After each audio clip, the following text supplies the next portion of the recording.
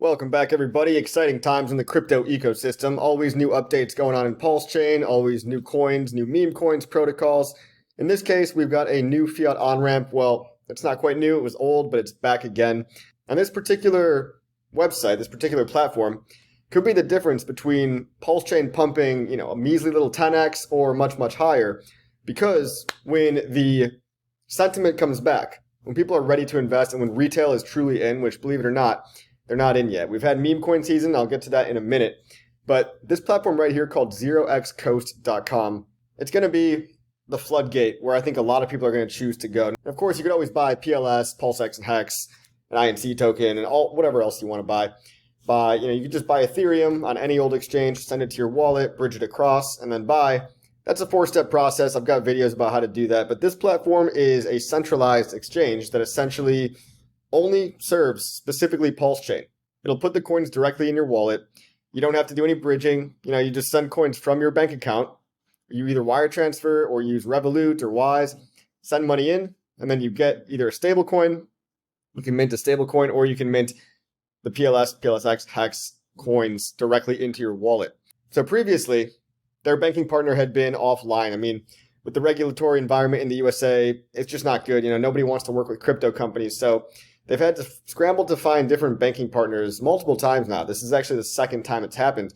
This time they've got, allegedly they've got a ton of backups. They've got 10 different partners, and the ones that they've integrated already have already unlocked this platform to be back worldwide except for the USA. So if you look at the markets over here, let's go to the markets page. You can see all the available countries. United States is TBD still, but it's coming very soon. And the good thing to know is that the platform is back. It's operational again. So part of the reason I'm making this video is to explain that this platform is going to be amazing for onboarding. It's going to be awesome. And when it comes to the price of the token, you can even see their stablecoin token. Guys, their stablecoin token was not so stable for a while because people were having their doubts. It dipped from about $1 all the way down to 72 cents. It's back up to 97 cents. Still a little bit of arbitrage opportunity here, right? Especially for the bots and things like that. But because you can now mint the stablecoin back again, and the platform is operational again, gainpulsechain.com, link in description below, gainpulsechain.com. That's just my invitation link, all right? It's 0xcoast.com, but if you use the invitation link, you also get 5,000 free weight tokens, and that actually gets you cheaper fees if you stake it. Or you can just dump them if you want. It's like $5 or $10 worth of tokens. So do whatever you want with that. But I think this is worth making a video about because when the retail euphoria comes back, when every mom and pop on the street, when every taxi driver and celebrity is shilling a coin, kind of like they are already. I mean, we're in the middle of a bull market, but when things really heat up, you're going to want to use this platform. And a lot of people are probably going to be trying to get through into here. Now, as far as the market goes, as far as my thoughts on the entire Pulsechain ecosystem, nothing's really changed. Okay, nothing has really changed. The value props are still the same. Pulsechain, cheaper, faster Ethereum, world's largest airdrop. People are coming up with all kinds of different value props and conspiracy theories for the PRC20 copies, right? It's a very interesting narrative going on with PDI.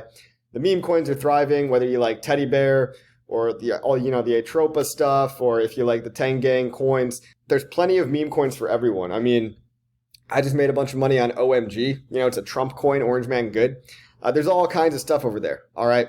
Little fun games you can play, but for the core coins, PulseX hasn't changed. It's a Uniswap with a buy and burn function. Hex has not changed. It's a super long-term store of value that has an interesting staking mechanism that basically has consequences, monetizes time, and it's trustless. Okay, it pays you yield to hold it in the form of more Hex.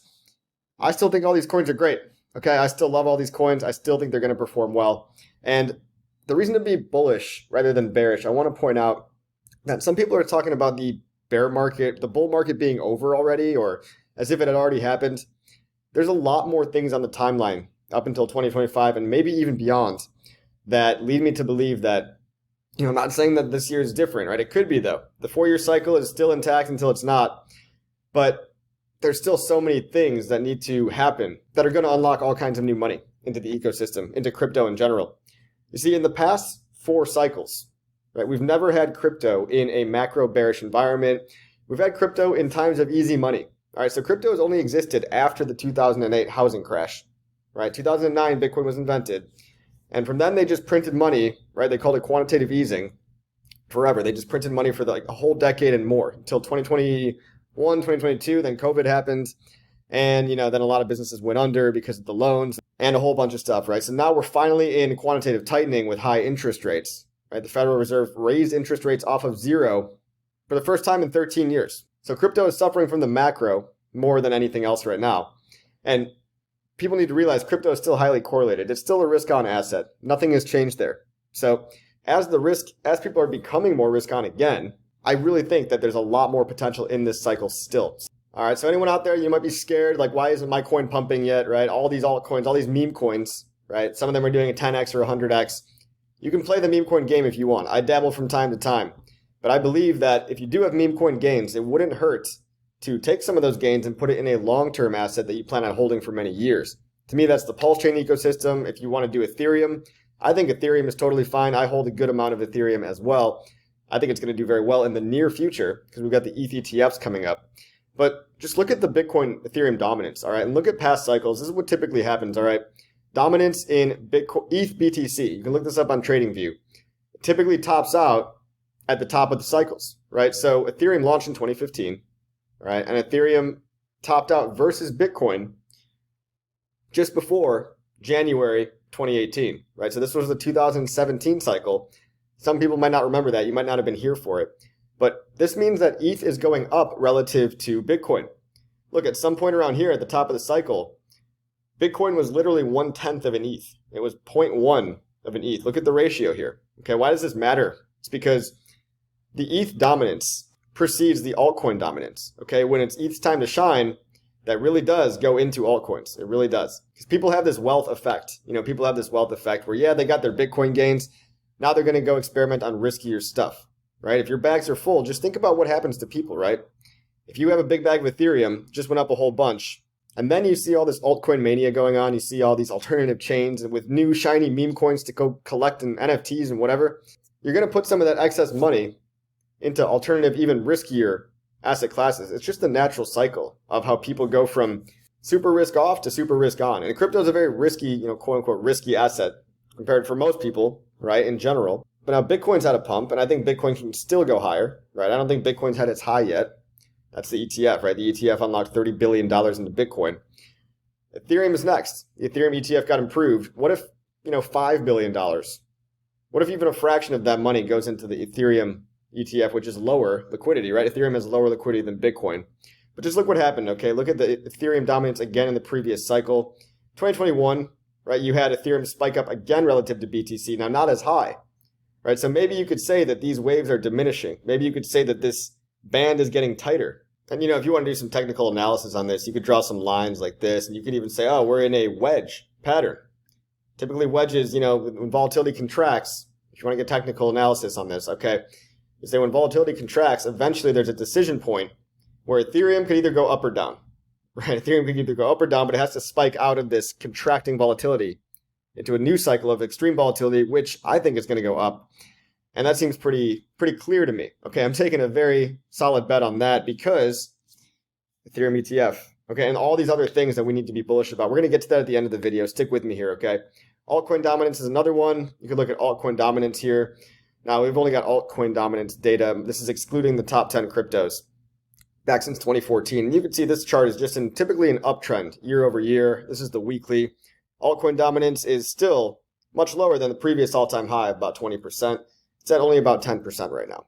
So you could look at this chart and say, well, there's still a lot of room to grow here in this cycle. When it comes to where we're at in this cycle, all I'm trying to say is we're not nearly done yet. Okay, there's so much more on the horizon. And of course, you have the cargo call theory. Richard Hart made a big bet on ETH. Maybe he likes to buy his own coins. Sure. But let's also talk about just retail, right? Meme coin mania is awesome. It's been great. People are making money, especially on Pulsechain, by the way. If you're new watching this, if you haven't explored Pulsechain meme coins, you need to get into it, okay? You're missing out, basically. If you're only on Solana and Base, the game is a little different on Pulsechain, okay? People are a little more advanced, but they also stick around. There's better communities, better personalities. People are a little more advanced with liquidity games and things like that, but you might like what you see. There's that quality over quantity. And yes, I am talking about meme coins, ironically. When it comes to meme coins, though, at least we don't have 10,000 created per day like Solana, which are 99.9% trash. But just check it out. And things are gearing up. You know, you've got Andrew Tate's now talking about, he's getting jealous of that Ansem guy. Look, Andrew Tater Tot's getting in the game here. Who knows, right? It's not a top signal yet, but it could be. Maybe when he launches his own token. Keep an eye out for that. But look, guys, crypto is still connected to the macro. That's all. Another thing that I'm saying is, look at this article, crypto market rebounds on soft CPI data.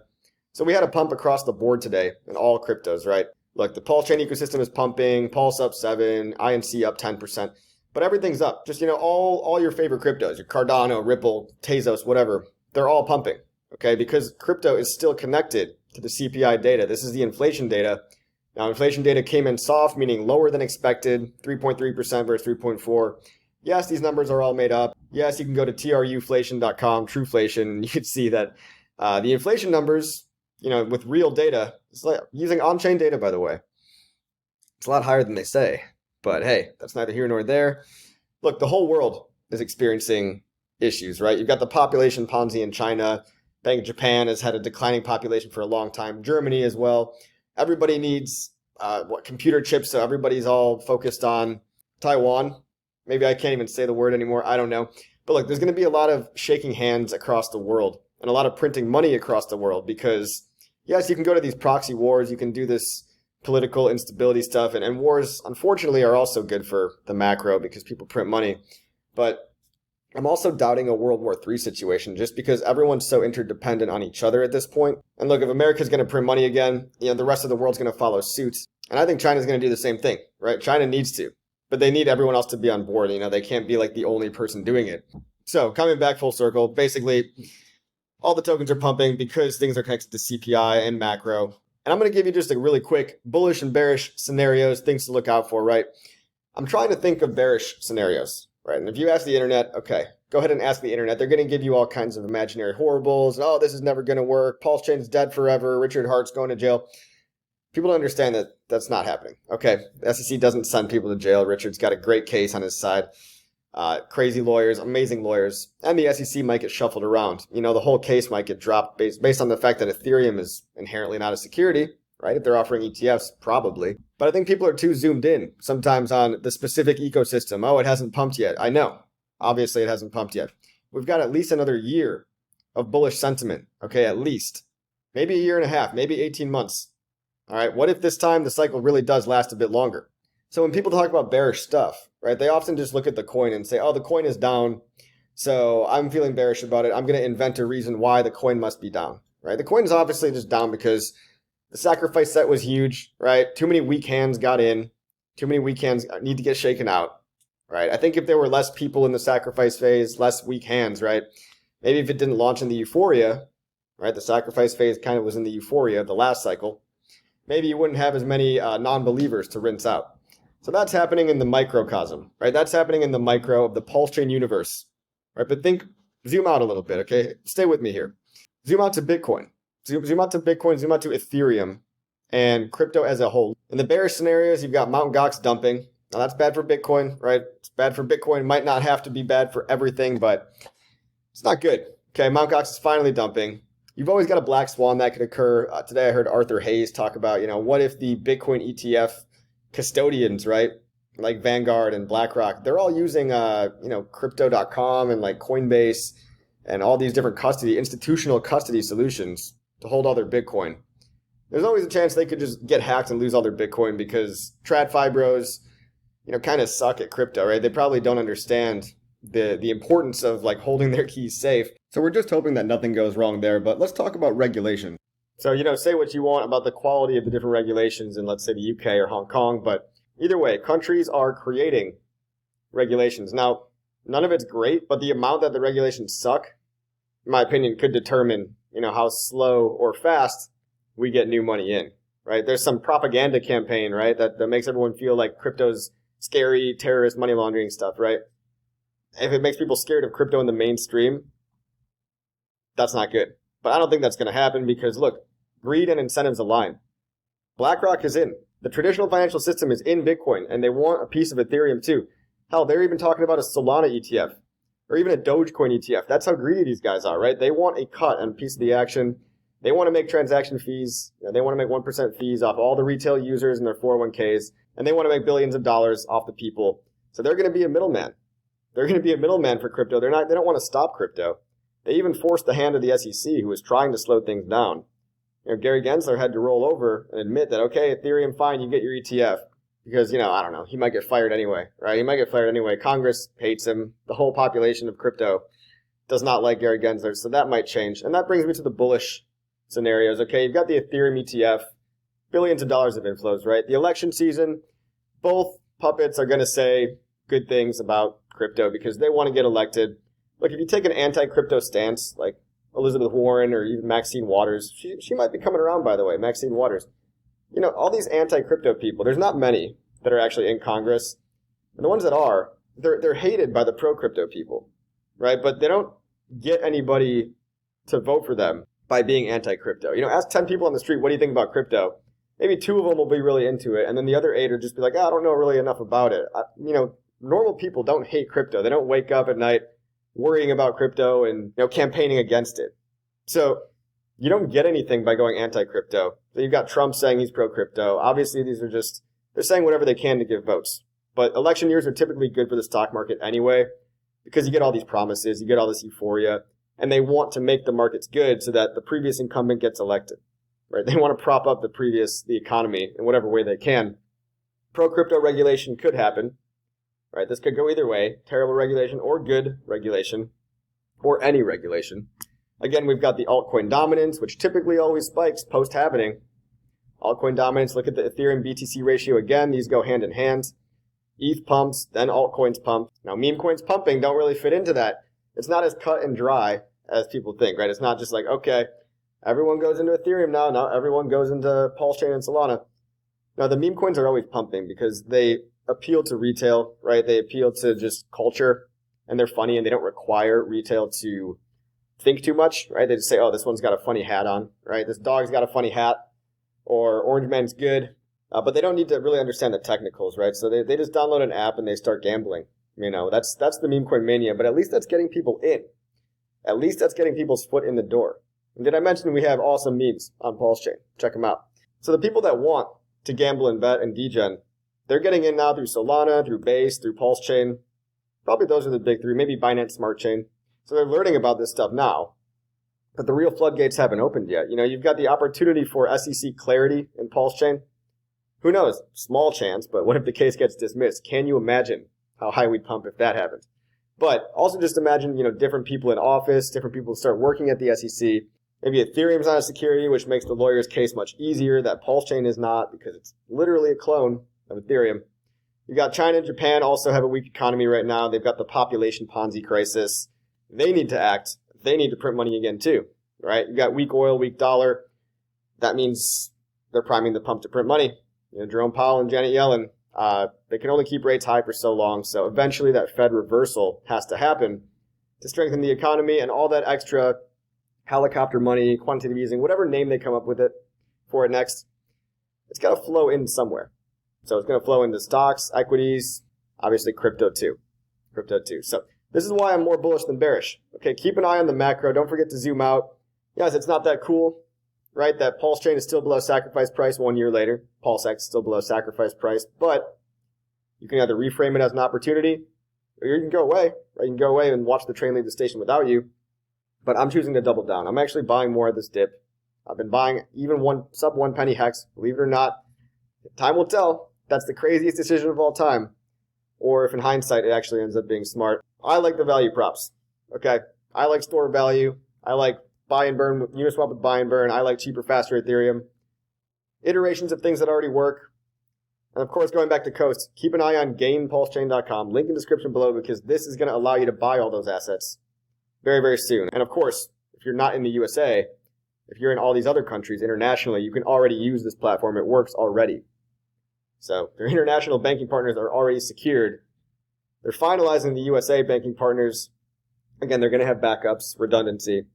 No ETA, because they don't want to disappoint people, but it kind of sounds like sooner rather than later, right? Stablecoin's already recovered. Still has a little bit of a gap to close. Don't sleep on this ecosystem, guys. Don't sleep on the Pulsechain ecosystem. Pulse, PulseX, INC, Hex. INC. Maybe the underdog, too. INC is my favorite meme coin on Pulsechain. right? If you want to call it that. It's definitely has the most elasticity. It's fallen the most from the high, so huge potential on this INC, this little green one too. And of course, you can always scroll down on this gopulse.com website, link in description below, and see, look at everything pumping today. Look, you got the forked coins. You got the meme coins. You got the HOA, the bear, the gopher. The gopher is still around. Good old-fashioned unregistered security. You got the Hedron, Pepe, bridged over coins. And some of the popular DeFi coins, Tetra, Axis, Mintra. You know, PLSP, this is a prediction markets. PLSP is pretty interesting. I was going to have that guy on my channel. Pulsepot.io, pulsepredict.io. Anyway, guys, moral of the story. Things are still happening. People are still building. We're not going anywhere. My conviction hasn't changed. I've still been buying the dip and dollar cost averaging. Just realize how much longer in the cycle we have to go. Don't let people tell you that, oh, it's all over. You missed out on the last 6 months of meme coins, so you're not going to make it. I highly disagree with that. Okay. Now, I'm not saying don't buy meme coins. If you want to, go ahead. It keeps things interesting. Honestly, it's kept things interesting for me. Right? Going over experimenting in Base and Solana, but I always come back to Pulsechain. This is where the opportunity's at. If you look at these charts, look at the extended dip on these charts. Okay? You can start forming a rounded bottom here, and it might still be slow and painful. Might still be a slow, painful, rounded bottom.